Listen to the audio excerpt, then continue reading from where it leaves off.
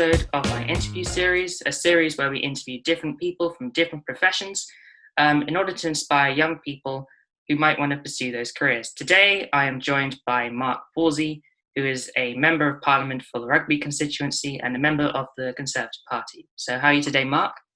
I'm very good, thank you, Samren. All right, brilliant. So before I begin the questions, I would like to say that some of the questions I'll be asking today are based on questions that were submitted by other young people.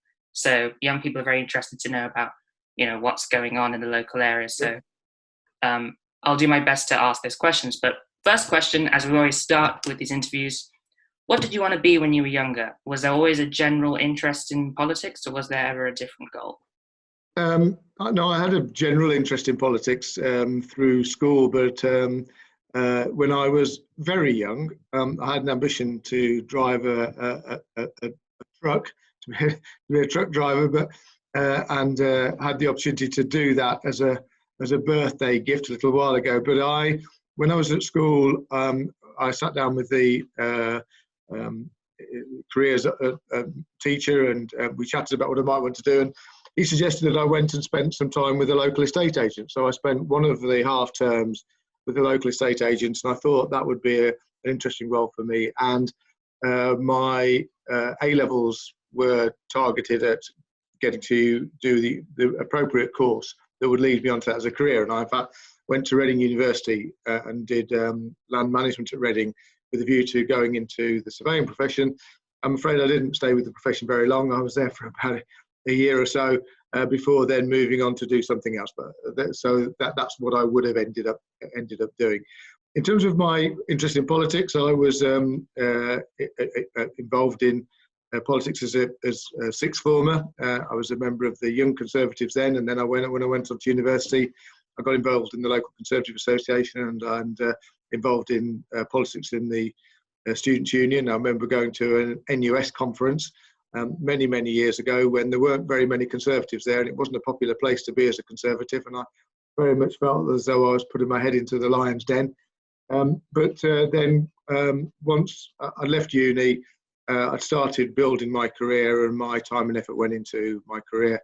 And I was asked to stand, whether I might want to stand as a councillor, and I became a councillor in 2002 and really enjoyed working with the residents in the ward. There was a councillor. I was a councillor for what was then called Dunchurch and Nightlow ward in Rugby, and enjoyed that. And so then decided to put my name forward to be for selection by my party as a parliamentary candidate. I wasn't selected for Rugby at the first attempt, but I fought Nuneaton for the Conservatives in 2005, but I was selected to fight Rugby in 2010. But it was never. I mean, I meet lots of MPs who have had a lifetime ambition to become an MP.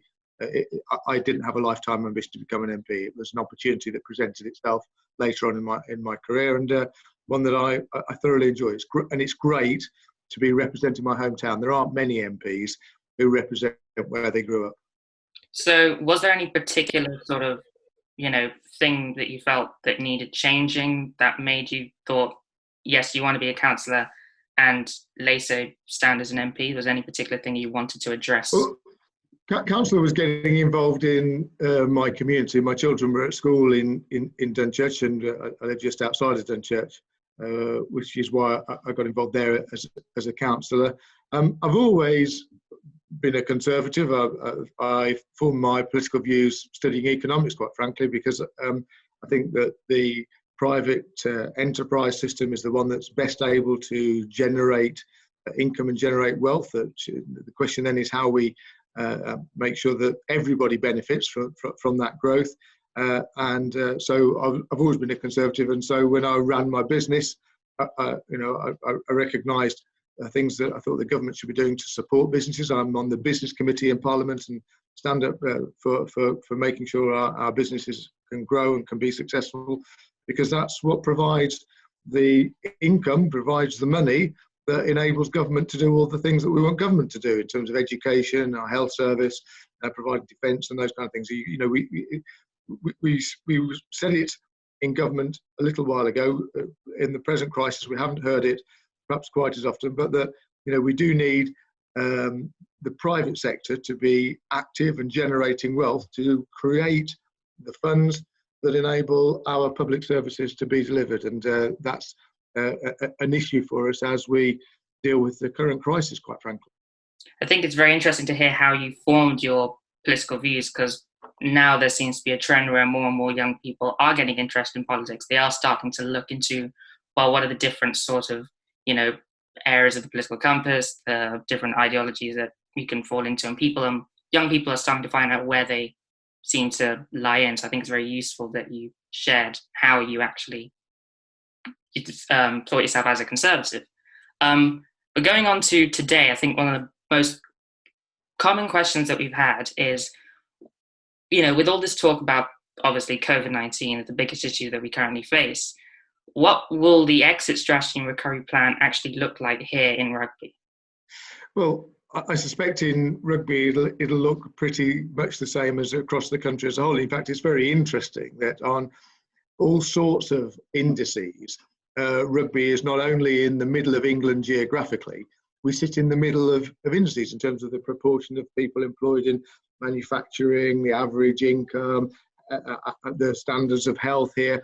If you want to know what the position of the UK as a whole is, have a look at Rugby's number. If you want to know Rugby's number, have a look at the number of the country as a whole. We are very much there in the middle. So we will be affected by the relaxation of the lockdown rules in exactly the same way as the country as a whole. And there is some uncertainty about that. And I think many politicians have pointed out that coming out of those measures was always going to be a harder move than going into them. Going into them was very clearly, stay at home, close down the schools, close down non-food retail, allow manufacturing businesses to continue if safe working practices can be created. But how we relax does depend on people's assessment of the data in terms of health. And as you will know, the government have decided on 2 more stages of lockdown, of relaxation. We've had one set of relaxations that came into place at the beginning of this month. We've got another one that will take place early in June and then again in July. But the ability to move at the steps the government would like to move does depend on the level of infections continuing to fall. And I know that people sometimes find that frustrating. And in fact, I know that in my office here as Rugby's MP, because lots of people, when they hear a government announcement, will then email me and ask me a very specific question about their very specific circumstances. And in its regulations, government can't anticipate everybody's personal situation. And to a certain extent, people are having to make a sensible judgment call. But the evidence is that in a place like Rugby, people have been incredibly understanding and have conformed superbly to the advice that the government has given. And the issue now is, having had this strong stay-at-home message, is getting to a situation where people can now start to relax out a bit and start to be outdoors with more people, slightly larger groups, and understanding what the rules for those groups are. And I've had plenty of people say to me, isn't it a bit daft that a grandma can't meet with 2 or 3 of her grandchildren all together, but if she's a teacher, she from next month will be able to teach in a class. And isn't it odd that grandma can't go into the home of her grandchildren, but the cleaner can? So there are certainly some areas where the rules perhaps need some talking through. But the main thing is that what we're having almost brought the economy to a standstill. We're now wanting to get the economy back up and moving again, and enabling people, if they're a cleaner or a teacher, to get back into their to work. They can do so. And of course, the other bit about those relationships is they're much less close and much less tactile than the relationships that can exist between people who've been spending the last 2 months in different households. And getting that message across, frankly, has been quite difficult. So obviously, Mark, you've unpacked a lot there in terms of how people are conforming to the lockdown and the affects the individual. But I'd also like to ask, we have a question submitted by Alex. He's expressed concern about businesses in the hospitality sector, particularly in Rugby and in the town centre, small and independent businesses. Is there like a general outlook on, how they'll be affected here, or is it too early to tell? It's probably a little early to tell at this stage, but the other bit about that is that young people are adversely affected by that in two ways, actually. Both the hospitality sector employs disproportionately large numbers of younger people. So there are many young people who would want to be in work who are currently not able to be in work. And the other bit is that, young people do want to socialise. It's part of being a young person. What I thought was quite interesting, I saw something, I think a letter in one of the national newspapers when one of the universities has said that they will do all of their learning throughout the next academic year through distance learning. And somebody wrote and said, if you're thinking about starting university in September and it's all going to be distance learning, have another think, because going to university is about meeting up with people, talking to them about politics, about other things that are important, getting to know them, engaging with them, often perhaps doing a few daft things as well at the same time. But it is about that interaction. And I've just been on a select committee this morning where we've been talking about how younger people are disproportionately affected, and some who have been used to being in a school environment, college environment, mixing with lots of people all of the time, have now suddenly become very isolated. They've had to be at home and able to engage only on social media and through mechanisms such as Zoom and Teams, and how that's a very radical change for them, and it is going to have a big impact on them. And that's one reason. Another reason why I'm quite keen to ensure that the lockdown doesn't take place for any longer than is absolutely necessary. I was chatting again this morning to a bar owner who is very actively trying to find some open space, and certainly those pubs with a beer garden where people can go out and drink. We know that there's the risk of transmission is much less outdoors than indoors, and so therefore if we can demonstrate some flexibility by allowing those who can create social distancing outdoors to open early, well, that would seem to me to be in everybody's benefit.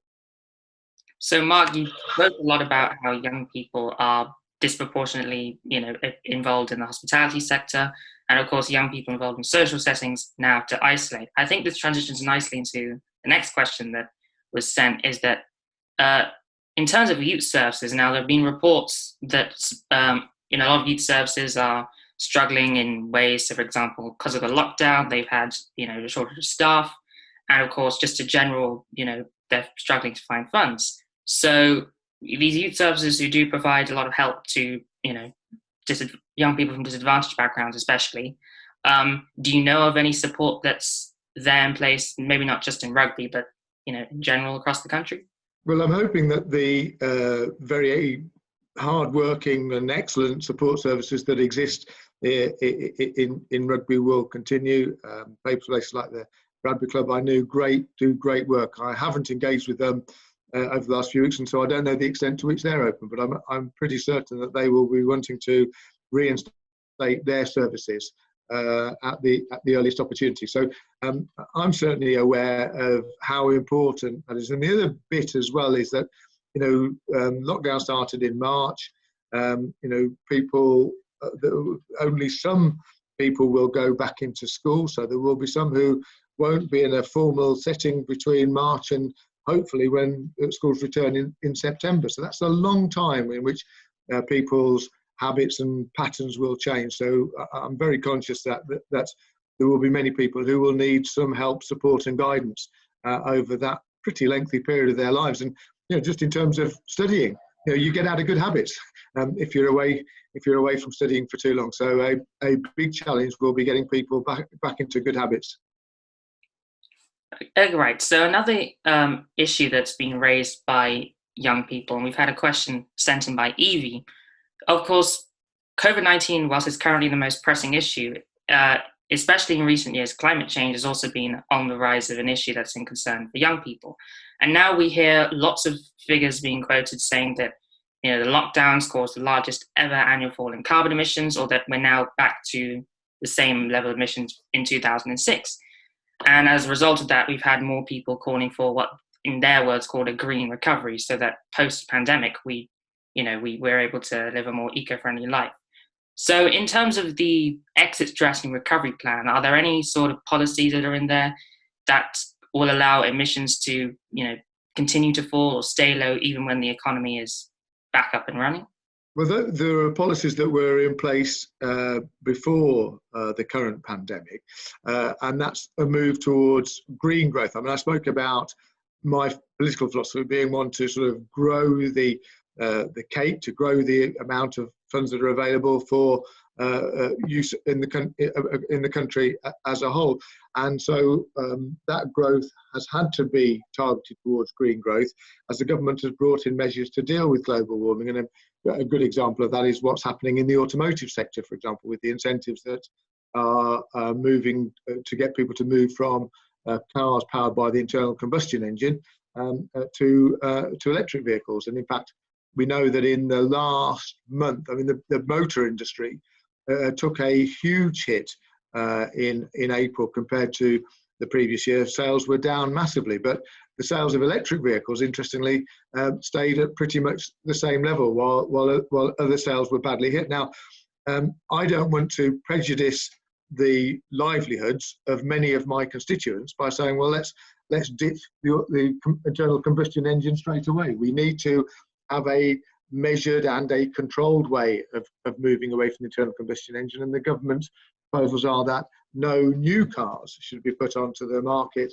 after 2035 that are powered by an internal combustion engine, and that will lead to better air quality and a reduction in CO2 emissions. I think probably one of the things that the lockdown has shown us, coincidentally, has been the benefits of that. And we know that in cities, air quality is a great deal better than it was because there are far fewer vehicles on the road. So for those who doubt the wisdom of implementing green growth, there's some evidence, and there will be people who will be healthier as a consequence of better air quality. And the benefit of that as well is that we will then move on to deal with the CO2 emissions issue. The other bit on that, interestingly, is that I think we will continue to look at the way in which we generate electricity. And I'm a great fan of the Swansea Bay Tidal Lagoon, largely because the turbines would be manufactured